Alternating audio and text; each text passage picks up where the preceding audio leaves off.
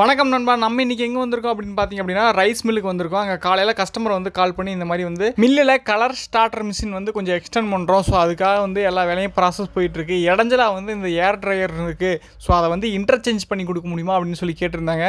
So நம்ம போய் பார்த்துட்டு பார்த்தா அது வந்து பிபிஆர் பைப்பாக இருந்துச்சு. அதுக்கு என்னென்ன மெட்டீரியல் வேணும் அப்படிங்கிறத பார்த்துட்டு 4 எல்போ ஒரு டீ இதெல்லாம் வாங்கிட்டு வந்துட்டு அதுக்கு உண்டான மிஷினையும் எடுத்துகிட்டு வந்துட்டு நமக்கு உண்டான வேலையை பார்க்க ஆரம்பிச்சிட்டோம். கலர் ஸ்டார்டர் மிஷின் பார்த்தீங்க அப்படின்னா ஆல்ரெடி ஒன்று இருந்திருக்கு. அதுக்கு பக்கத்துலேயே வந்து ஏர் ட்ரையர் வச்சுருந்துருக்காங்க. அதுக்கு பக்கத்துலேயே இன்னொரு கலர் ஸ்டார்டர் மிஷின் போடுறதுனால இந்த ட்ரையர் வந்து இடைஞ்சலாக இருக்குது. அப்படிங்கிறனால நம்ம வந்து ஒரு ஓரமாக ஒரு கார்னரில் கொண்டு வச்சுட்டா யாருக்கும் எந்த டிஸ்டர்பன்ஸ் இல்லாமல் ஓரமாக இருக்கும். அப்படிங்கிறனால நம்ம கார்னர் வைக்கிறதுக்காக முடிவு பண்ணிட்டு அதுக்கேற்ற பைப்பு எல்லாமே வாங்கிட்டு ஒவ்வொரு எல்போவாக ஹீட் பண்ணி ஏற்றி கனெக்ட் பண்ணி எல்லாமே செட் பண்ணி வச்சுட்டோம். இப்போ பார்த்தீங்க அப்படின்னா நம்ம ட்ரையரை நவுத்தி வச்சுட்டு பைப் லைனை வந்து அதே இருக்கிற பொசிஷன்லேயே கொஞ்சம் ஆல்டர் பண்ணி அதுக்குண்டான பைப் வந்து ஒட்டி கொடுத்தா வேலை முடிஞ்சு. பைப் பார்த்தீங்க அப்படின்னா 1.25 பைப்பு.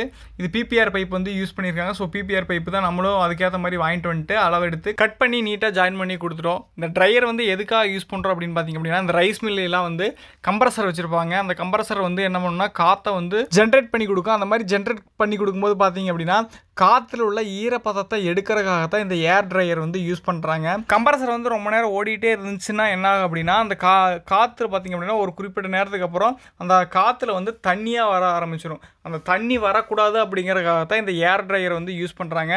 அது வந்து காற்றுல உள்ள ஈரப்பதத்தை வந்து உறிஞ்சி எடுத்து தண்ணியாக வெளியே அனுப்பிடும். நம்ம இந்த வந்து காற்றை மட்டுமே மிஷினுக்கு கொடுக்குற மாதிரி இருக்கும். ஏன்னா அந்த காற்று மட்டும் போனால் மட்டும்தான் மிஷின் வந்து ப்ராப்பராக ஓடும். ஏன்னா பிஸ்டன் வச்சுருப்பாங்க, இல்லை வேறு ஏதாச்சும் உள்ளே வந்து காற்று மூலமாக இயங்குற மாதிரி ஏதாச்சும் ஒரு ப்ராசஸ் இருக்கும். ஸோ அந்த இதுலாம் பார்த்திங்க அப்படின்னா தண்ணி அதாவது நம்ம நார்மலாக ஒரு ஸ்ப்ரே பண்ணால் எப்படி வந்து அந்த தண்ணி வந்து ஸ்ப்ரெட் ஆகுமோ அந்த மாதிரி வந்து வரும். ஸோ அந்த தண்ணியை வந்து உறிஞ்சறதுக்காகத்தான் இந்த ட்ரையர் வந்து யூஸ் பண்ணுறாங்க. அப்போனா தான் மிஷினுக்கும் வந்து கொஞ்சம் சேஃப்டியாகவும் இருக்கும்.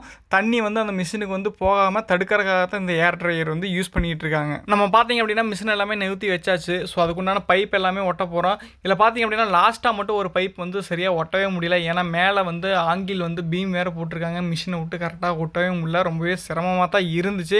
இருந்தும் எப்படியும் கஷ்டப்பட்டு ஒட்டிட்டோம். இந்த பிபிஆர் பைப் பார்த்திங்க அப்படின்னா நார்மல் பைப் மாதிரி நம்ம சொல்யூஷன் போட்டோ இல்லை யூபிவிசி பேஸ்ட் போட்டோலாம் ஒட்ட முடியாது. மிஷின் மூலமாக ஹீட்டரை போட்டு மட்டும்தான் இந்த பிபிஆர் பைப் வந்து ஒட்ட முடியும். நான் பார்த்தீங்க அப்படின்னா எல்லா பக்கமே இந்த பிபிஆர் பைப் ஒட்ட ஆரம்பிச்சிட்டாங்க. ஏன்னா ஜிஐ பைப் வந்து வேலை அதிகம், காஸ்ட்டும் அதிகம். அப்படிங்கிறனால பிபிஆர் பைப் வந்து சிம்பிளாகவும் முடிஞ்சிடும், சீக்கிரம் முடிஞ்சிடும். காஸ்ட்டும் கம்மிங்கிறனால எல்லாருமே இதை யூஸ் பண்ண ஆரம்பிச்சிட்டாங்க. ஸோ இதை ஒட்டும் போதே ஹீட் பண்ணி நம்ம தெளிவாக ஒட்டிட்டோம் அப்படின்னா எந்த ஒரு ஏர் லீக்கேஜும் இதில் இருக்காது. இப்போ லென்த்தாக ஒரு பக்கம் ஒரு பைப் லென்த்தாக போகுது அப்படின்னா அங்கே ஒன்று டீ ஜாயின் போட்டு எடுக்கணும் அப்படின்னா இந்த பைப்பில் ஈஸியாக கட் பண்ணிவிட்டு நம்ம டீ ஜாயின் போட்டு எடுத்துக்கலாம். இதே ஜிஐயாக இருந்தால் ரொம்பவே சிரமமாக இருக்கும். ஒர்க் எல்லாமே கம்ப்ளீட் பண்ணி முடிச்சிட்டோம். ஒர்க் எப்படி இருக்குது அப்படிங்கிறத பார்த்துட்டு கமெண்ட் பண்ணுங்கள். வீடியோ பிடிச்சிருந்தா வீடியோக்கு ஒரு லைக்கை போட்டு மறக்காமல் நம்ம சேனலை ஃபாலோ பண்ணிக்கிங்க அண்டு சப்ஸ்கிரைப் பண்ணிக்கிங்க.